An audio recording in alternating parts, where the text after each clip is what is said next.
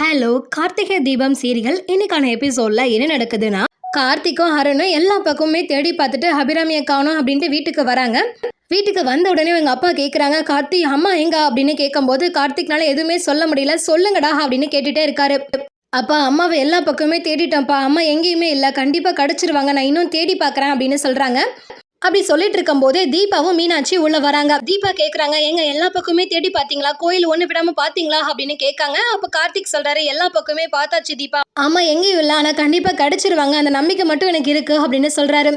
அப்படிலாம் சொல்லிட்டு இருக்கும்போது அங்கே ஆனந்தும் ரியாவும் வராங்க. அப்போ ஆனந்த் வந்து கை தட்டிட்டு வராரு. நல்லா இருக்குதுடா கார்த்தி, உன்னோட ட்ராமா ரொம்ப சூப்பராக இருக்கு அப்படின்னு சொல்லிட்டே வராரு.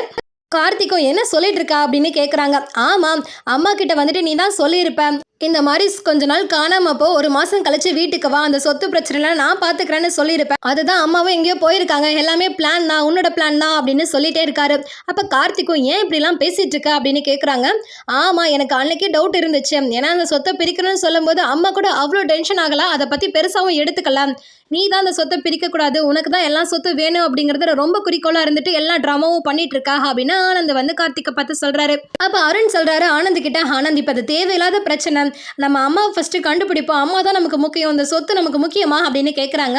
அப்போ கார்த்திக் சொல்றாங்க, எனக்கு அம்மா தான் முக்கியம் ஆனந்த், இப்போ கூட நீ கேலாம், ஒரு பத்திரத்தை கூட எடுத்துட்டு வா, எனக்கு எந்த சொத்தும் வேணாம், எல்லா சொத்துமே நீயே வச்சுக்கோ அப்படின்னு சொல்றாரு. அப்போ ஆனந்த் வந்துட்டு, எனக்கு யாரோட சொத்தும் வேணாம், இந்த சொத்துல எனக்குன்னு ஒரு சில பங்கு இருக்குல்ல, அதை மட்டும் எனக்கு கொடுத்துருங்க அப்படின்னு சொல்லிட்டு இருக்காரு. அப்ப மீனாட்சி சொல்றாங்க, எல்லா பிரச்சனைக்கு காரணம் நீங்களும் அவளும் தான், உங்களாலதான் அத்தை இப்ப காணாம போயிருக்காங்க, அத்தைக்கு மட்டும் ஏதாச்சும் ஆச்சு அப்படின்னா எதை கழட்டி அடிப்பனே தெரியாது அவளா அப்படின்னு மீனாட்சி ரொம்ப கோவமா பேசுறாங்க. அப்ப ஆனந்த் சொல்றாரு, அம்மா காணாம போனதுக்கு முதல் காரணம் நீ தாண்டி, உன்னாலதான் அம்மா காணாம போயிட்டாங்க, நீ போய் என் மேல போலீஸ்ல கம்ப்ளைண்ட் கொடுத்தீல, நான் ஜெயிலுக்கு போனாட்டி தான் அம்மா ரொம்ப மனசடைஞ்சு போய் இந்த மாதிரிலாம் காணாம போயிருக்காங்க அப்படிங்கிறாங்க.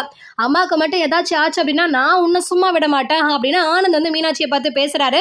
அப்ப அருண் வந்து சொல்றாங்க, அண்ணியோட வாழ்க்கையே இப்ப கேள்விக்குறியா இருக்கு ஆனந்த், அதுக்கு நீ தான் காரணம், அப்படி இருந்துட்டு இந்த பழியம் தூக்கி அண்ணி மேல போடாது, இது கொஞ்சம் கூட நியாயம் இல்ல அப்படின்னு ஆனந்த பார்த்து சொல்றாரு அருண். இன்னொரு பக்கம் ஐஸ்வர்யாவும் அவங்க அம்மாவும் அவ்வளவு சந்தோஷப்பட்டுக்கிறாங்க. அவங்க அம்மா மனசுக்குள்ள நினைக்கிறாங்க, சூப்பர்டா மாப்பிள்ள ஆனந்த், இவ்வளோ நீ தெளிவா பேசுவேன்னு நான் கொஞ்சம் கூட நினைச்சு பார்க்கலாம், சொத்து வேணுங்கிறதுல எவ்வளவு தெளிவா பேசிட்டு இருக்கா, பரவாயில்லையே, அவ எங்க போய் தொலைஞ்சானு வேற தெரியலையே அப்படின்னு சொல்லி அபிராமியை தேடிட்டு இருக்காங்க மனசுக்குள்ள.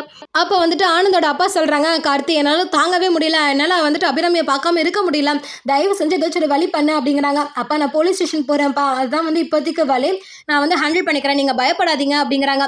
நான் ஈவினிங்குள்ள அம்மாவை பார்த்தே ஆகணும் அப்படின்னு சொல்லி கார்த்திகோட அப்பா பேசுறாரு. அருணும் கார்த்திக்கும் போலீஸ் ஸ்டேஷன்ல கம்ப்ளைண்ட் கொடுக்கறதுக்காக போயிடுறாங்க. அங்க போயிட்டு போலீஸ் கிட்ட வந்து நடந்து எல்லாத்தையும் சொல்றாங்க.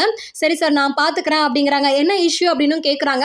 இந்த மாதிரி வீட்டில் நிறைய சொத்து பிரச்சனை போயிட்டு இருக்கு, சொத்து பிரிக்கணும்னு சொன்னாட்டி அம்மா கொஞ்சம் மன உளைச்சல் இருந்தாங்க, இப்போ காலையில் காணோம் அப்படிங்கிறாங்க. போலீஸும் எல்லா டீட்டெயில்ஸுமே வாங்கிட்டு, சரி சார் நான் எல்லாம் வந்து ஸ்டேஷனுக்கு நான் இன்ஃபார்ம் பண்ணுறேன், கண்டிப்பாக வந்துட்டு சீக்கிரம் கண்டுபிடிச்சிடலாம், பயப்படாமல் இருங்க அப்படிங்கிறாங்க. அப்போ கார்த்திக் சொல்கிறாரு, ரொம்ப தேங்க்ஸ் சார், ஆனால் இதை நீங்கள் கொஞ்சம் ப்ரைவசியோட டீல் பண்ணிங்கன்னா ரொம்ப நல்லாயிருக்கும், ஏன்னா அம்மா வந்து கொஞ்சம் பிரபலமானவங்க, காஸ்மெட்டிக்ஸோட ஓனர் வந்து அபிராமினா எல்லாத்துக்குமே தெரியும், இந்த மாதிரி ஏதாச்சும் அப்படின்னா சோஷியல் மீடியாவில் ரொம்ப வந்து தப்பாக பரவிடும், அதுதான் சார் அப்படின்னு சொல்கிறாங்க. போலீஸும் சார் எனக்கும் புரியுது, கண்டிப்பாக நான் அதை பார்த்துக்கிறேன், நான் எல்லா ஸ்டேஷன்லேயும் ப்ரைவேட்டாக நான் சொல்லிடுறேன் அப்படின்னு சொல்கிறாங்க.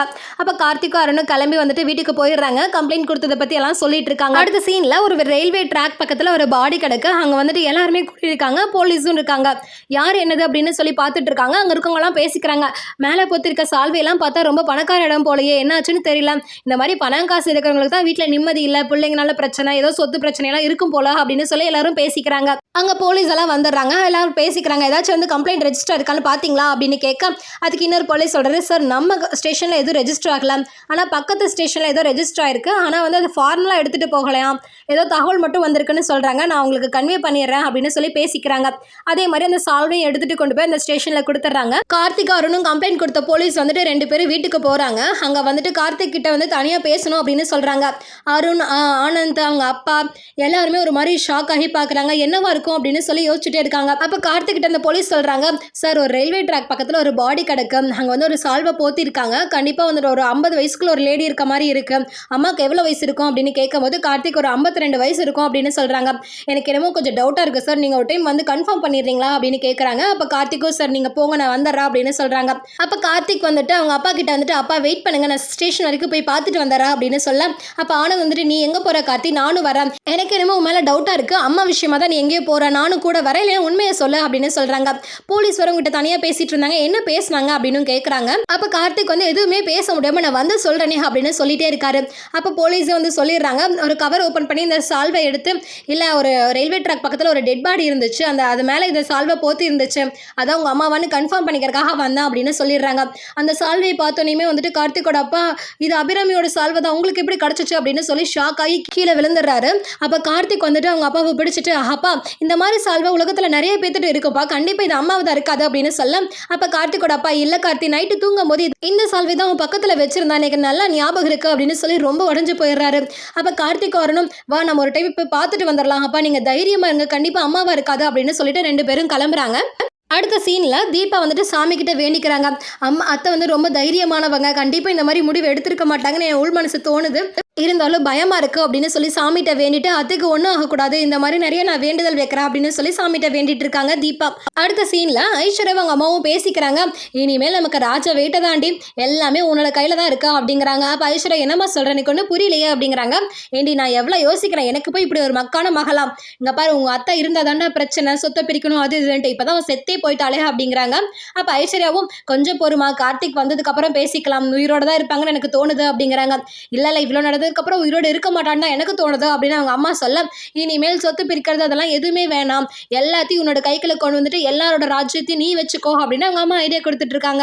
அடுத்த சீன்ல கார்த்திக் கண் கலங்கிட்டே கார் ஓட்டுறாரு. அந்த ரயில்வே ட்ராக் பக்கத்துல வந்துட்டாரு. கார்த்திக்கு இறங்கவே மனசு இல்ல, மெதுவா இறங்கி அந்த ரயில்வே ட்ராக் பக்கத்துல போறாரு. போலீஸ் எல்லாரும் இங்க தான் சார் அப்படின்னு சொல்லி கூட்டிட்டு போறாங்க. அதோட இந்த எபிசோட முடிச்சிருக்காங்க. அடுத்த எபிசோட்ல என்ன நடக்குதுன்னு பார்க்கலாம். ரொம்ப விறுவிறுப்பா போயிட்டு இருக்க கார்த்திகை தீபம் சீரியல். உங்க யாருக்கெல்லாம் கார்த்திகை தீபம் சீரியல் பிடிக்குமோ இந்த வீடியோக்கு ஒரு லைக் பண்ணிக்கோங்க. இந்த மாதிரி வீடியோஸ் நீங்கள் டெய்லியும் பார்க்கணும் அப்படின்னாலும் நம்ம சேனலை சப்ஸ்கிரைப் பண்ணிவிட்டு பக்கத்தில் இருக்கிற பெல் ஐக்கானை ப்ரெஸ் பண்ணிக்கோங்க. தேங்க்ஸ் ஃபார் வாட்சிங்.